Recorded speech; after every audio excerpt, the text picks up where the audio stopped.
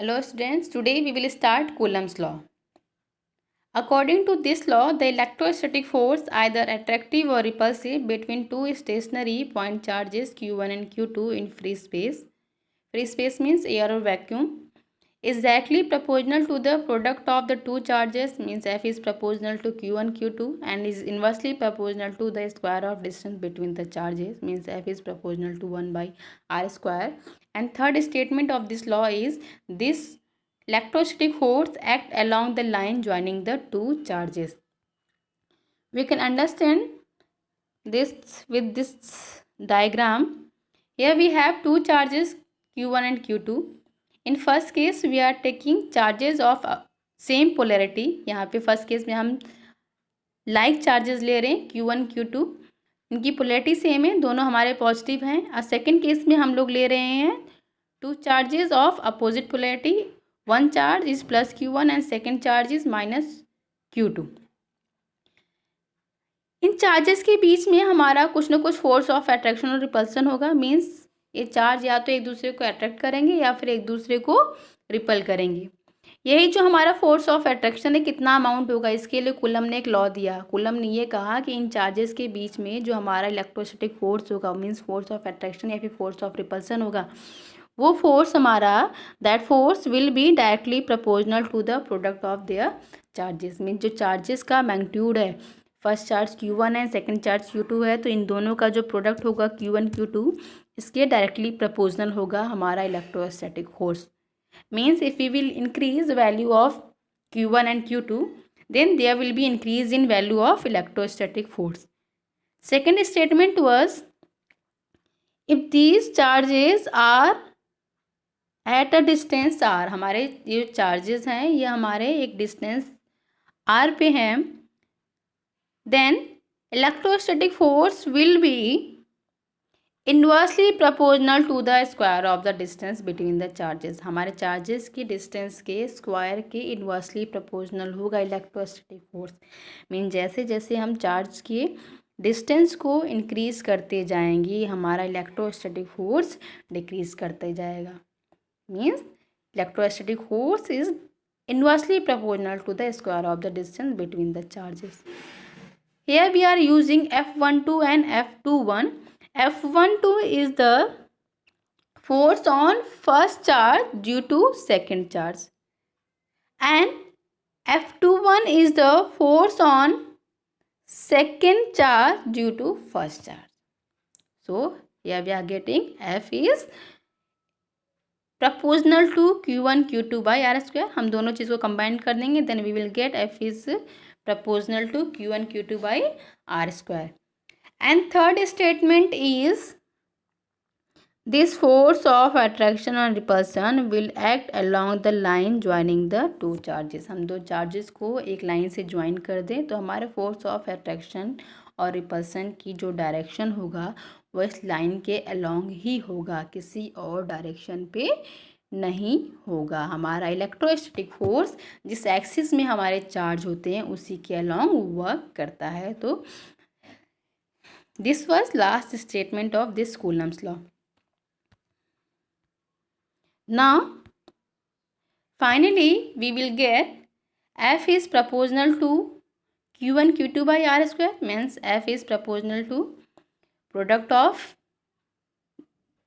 charges and it will be inversely proportional to the square of the distance. When we will use sign of equality in place of proportionality, there we will use a constant k. जब हम क्या करते हैं proportionality के sign को हटाते हैं, उसकी जगह पे हम इक्वलिटी का साइन यूज़ करते हैं उसकी जगह, तो फिर हम वहाँ पे एक कांस्टेंट वैल्यू यूज़ करते हैं. तो यहाँ पे इस कांस्टेंट की वैल्यू है 1/4 पाई एप्सिलॉन नॉट. हमारा एक कांस्टेंट होगा equal to 1/4 pi epsilon naught. 4 pi is a constant value, pi is equal to 3.14 हमारा वैल्यू होता है. और now here epsilon naught is the permittivity of free space. ये एप्सिलॉन नॉट हमारा क्या होता है, परमिटिविटी एक कांस्टेंट होता है जो कि हर एक मीडियम के लिए अलग अलग होता है. Because here we are taking free space, हमने पहले ही कंसीडर किया था, we are taking a charge in free space means air और वैक्यूम. सो एयर और वैक्यूम फ्री स्पेस के लिए हमारे एप्सिलॉन नॉट की वैल्यू होती है 8.85 into 10 the power minus 12. Now its SI unit will be equal to coulomb square per Newton meter square. How we will get this unit? We have formula F equal to 1 upon 4 pi epsilon naught Q1 Q2 by R square. From here we can use this epsilon naught will be equal to 1 upon 4 pi F Q1 Q2 by R square. इस फॉर्मूले से हम जो हमारे final formula आया है Coulomb's law का, इससे हम एप्सिलॉन नॉट की वैल्यू निकाल लेंगे. देखिए यहाँ पे we have coulomb square. Why? Because here we have product of charges. Charge, unit of charge Q1 coulomb, unit of charge Q2 coulomb, then there will be coulomb square. In denominator there here we have F R square, so unit of F will be Newton, unit of R square will be meter square, so unit of epsilon naught will be equal to coulomb square per Newton meter square. Now we have value of K equal to constant K equal to 1 upon 4 pi epsilon naught, so unit of K will be equal to inverse of unit of epsilon naught. हमारा K का unit क्या होगा? Epsilon naught की unit का inverse होगा, उल्टा होगा. Epsilon naught की यूनिट है हमारा कूलम स्क्वायर पर newton metre square, so unit of K will be equal to newton metre square coulomb minus 2. So finally here we are getting a final formula for Coulomb's square. This formula is very important. At least one numerical will be based on this question in your final exam. So this formula is very important. Remember this formula. Now here we are finding dimension of 1 by 4 pi epsilon naught. हमने 1 by 4 pi epsilon naught की unit निकाला है. That unit is equal to newton metre square पर coulomb square. तो यहाँ पे हम क्या करेंगे, हम लोग डायमेंशन फॉर्मूला कैसे निकालते हैं, हम इंडिविजुअल जितनी भी यूनिट्स हैं उनके डायमेंशनल फॉर्मूले को पुट करते हैं, then we will derive our new dimensional formula. हमें यूनिट पता है तो हम हर यूनिट का डायमेंशनल फॉर्मूला लिखेंगे. In first we have dimension of newton. Newton में आपका न्यूटन इज ऐसा unit of force, so dimension of force is equal to MLT minus 2. And next dimension of distance, that is L. So here we have L square. Why? Because we have R square. Force is inversely proportional to R square, so here we have dimension of R square will be equal to L square, and in denominator we have coulomb square.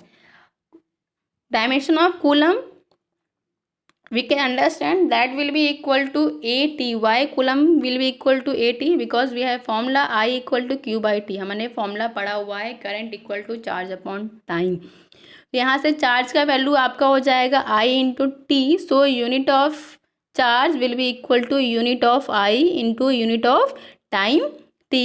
So this dimension of C will be equal to AT in place of coulomb square. Here we will write A square, T square. Then finally we will get dimensional formula of 1 by 4 pi epsilon naught. Now this value will be equal to ML3T minus 4A minus 2.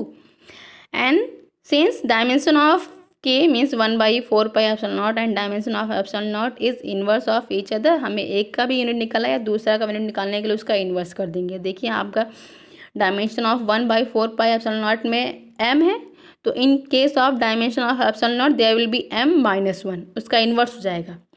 L 3 है, then epsilon not में क्या हो जाएगा, यहाँ पे L minus 3 हो जाएगा. वहाँ पे K के डायमेंशनल फॉर्मूला में आपका T minus 4 है, तो यहाँ पे हमारा T 4 हो गया, inverse of T minus 4. And dimension of epsilon naught, in dimension of epsilon naught there will be A square. Because आपका जो ये K का डायमेंशन है यहाँ पे हमने लिखा A minus 2, तो एप्सिलॉन नॉट में हमारा क्या हो जाएगा, A square. Means both dimensional formula R inverse of each other. देखिए ये डायमेंशनल फार्मूला और ये डायमेंशनल फार्मूला दोनों एक दूसरे के इन्वर्स हैं, क्योंकि ये जो वैल्यू है 1 upon 4 pi epsilon नॉट, इसको हमने कंसीडर किया हुआ स्मॉल के and this value dimension of unit of this k is inverse of this epsilon naught. So dimensional formula of this k will be inverse of dimensional formula of epsilon naught. That we can easily find. ये हम लोग पहले classes में पढ़ चुके हैं, ये कैसे हम डायमेंशनल फॉर्मूला को डिराइव करते हैं. So here we are directly writing all the dimensional formulas. In first case we taken a free space. हमने क्या कंसीडर किया था कि हमारा है स्पेस फ्री है, फ्री स्पेस है. If we are considering now we have a material medium. Material medium means हमारा स्पेस फ्री नहीं है, हम किसी मटीरियल मीडियम में वर्क कर रहे हैं. हमारा जो चार्ज है वो किसी मटीरियल मीडियम में.